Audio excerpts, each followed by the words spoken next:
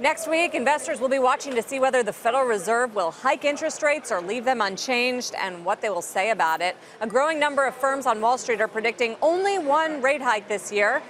Some even saying none. JP Morgan, the latest firm to join in, out with a new note saying the next rate hike may not come until late 2020.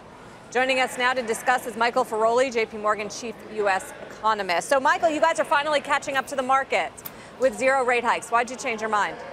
So we have been of the opinion for a few months now that the Fed is wanting to see more inflation, perhaps even an inflation overshoot.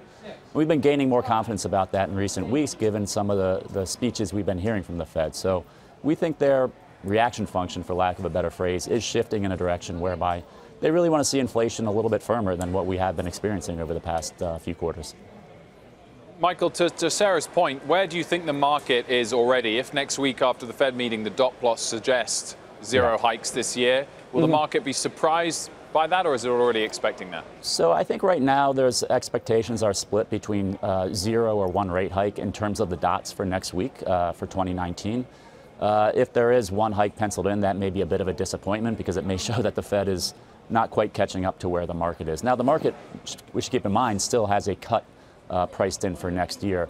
I don't think that's, in my opinion, the most likely scenario. I think if the Fed remains accommodative here, growth should continue to be above trend, and that eventually will get us to another hike. It's just going to take a while, I think, before we see that growth translate into higher consumer price inflation.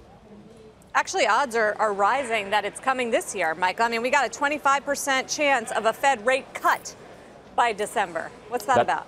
That's right. I think the market probably is not sharing, is maybe a little bit more downbeat on growth prospects, or maybe they heard something from the Fed that I don't think the Fed was trying to say. Now, obviously, there has been a big shift in Fed rhetoric since the beginning of the year, and I think that rhetoric is more toward a pause rather than a cut. I don't think they sound particularly worried about growth, and I suspect the statement we get after next week's meeting will continue to sound relatively upbeat about the economy, and I think their forecast will continue to show above trend growth and a declining unemployment rate. So the market, I guess, just has a different view on risk right now.